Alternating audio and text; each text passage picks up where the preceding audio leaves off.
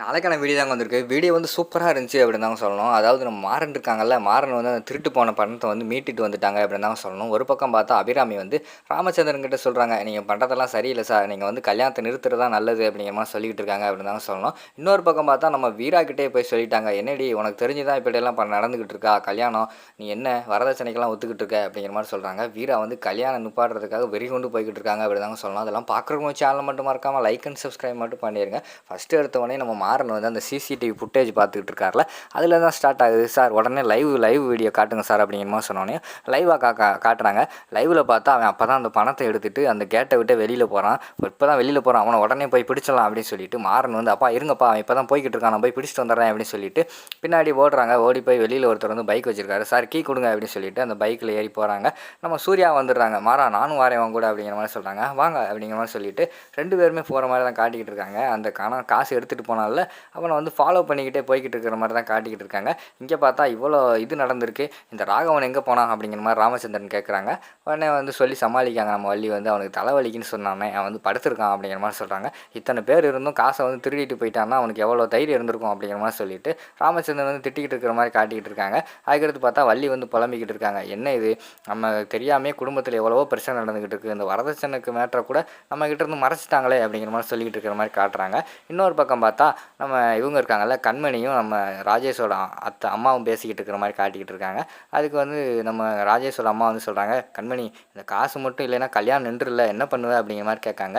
"நான் அவளை சீக்கிரம் விடமாட்டாத்த, எப்படியாவது ராமச்சந்திரன்கிட்ட போய் சொல்லி கண்டிப்பாக வந்து இந்த கல்யாணத்தை நடத்தாமல் விடமாட்டேன், வேறு வழியிலையாவது காசை ரெடி பண்ணி என் தங்கச்சிக்கு வந்து கல்யாணம் நடத்தியே ஆகணும்." அப்படிங்கிற மாதிரி சொல்லிகிட்டு இருக்காங்க.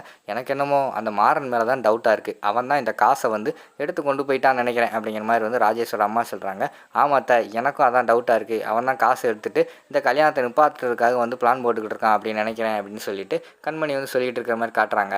"என்ன ஆனாலும் பரவாயில்ல, இந்த கல்யாணத்தை நடத்தாமல் நான் விட மாட்டேன். இந்த கல்யாணம் மட்டும் நின்று போச்சுன்னா ராமச்சந்திரனுக்கு வந்து பெரிய அவமானமாகி போயிடும். அதனால் கல்யாணத்தை வந்து நிப்பாட்ட மாட்டார், கண்டிப்பாக கல்யாணத்தை நடத்தியே தீருவார். கல்யாணம் மட்டும் நின்று போச்சுன்னா மாறனை வந்து சும்மா விட மாட்டேன், எப்படியாவது மாமா கிட்ட வந்து சொல்லிடுவேன். என் தங்கச்சி பின்னாடியே சுற்றினா அவன் தான் மாமா இப்படிலாம் பண்ணிட்டான்னு சொல்லிவிட்டு அவனை வீட்டை விட்டு அனுப்பி வச்சிருவேன்." அப்படிங்கிற மாதிரி சொல்லிவிட்டு ஒரு பக்கம் பார்த்தா கண்மணி பேசிக்கிட்டு இருக்கிற மாதிரி காட்டுறாங்க.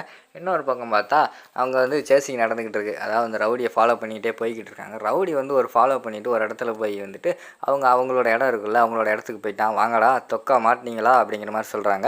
உடனே டக்குன்னு வந்து இந்த ரவுடி வந்து விசில் அடிக்கான். விசில் அடித்தோடனே பார்த்தா டக்குன்னு ஒரு 10 பேர் பசங்கள்லாம் குமிஞ்சிடுறாங்க. உடனே நம்ம மாறன் வந்து சொல்கிறாரு, "டேய், நான் சண்டை போடுற மூடிலே இல்லையடா, காசை கொடுங்கடா, எனக்கு 1008 வேலை இருக்குடா." அப்படிங்கிற மாதிரி சொல்கிறாங்க. "அதெல்லாம் தர முடியாது, உன்னால் முடிஞ்சதை பார்த்துக்கோ." அப்படின்னு சொல்லிட்டு அவங்க அந்த காசை ஒவ்வொரு ரவுடிகளாக வந்து அந்த பணப்பையை வந்து தூக்கி போட்டு விளாண்டுக்கிட்டு இருக்காங்க.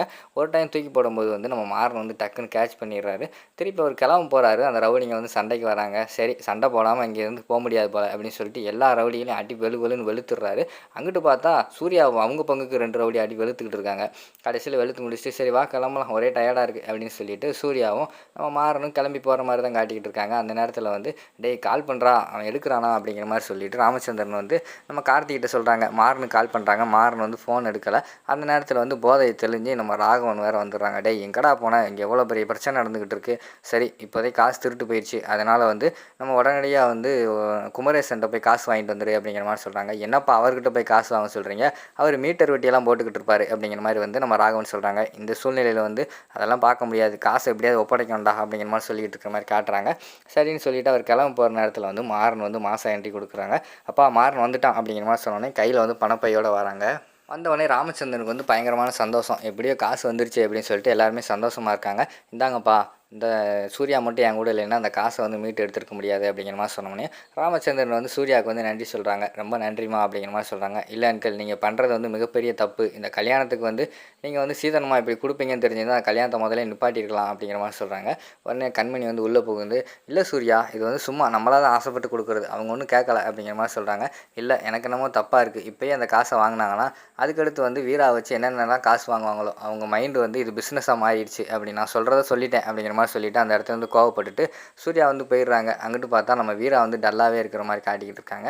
ஏதோ ஒரு பிரச்சனை நடந்துக்கிட்டு இருக்குது, ஆனால் நம்மக்கிட்ட யாருமே சொல்ல மாட்டேங்காங்களே அப்படின்னு சொல்லிட்டு அவங்க ஒரு பக்கம் வந்து டயர்டாக அதாவது டயர்டாக உட்காந்துக்கிட்டு யோசிச்சுக்கிட்டே இருக்கிற மாதிரி காட்டுறாங்க.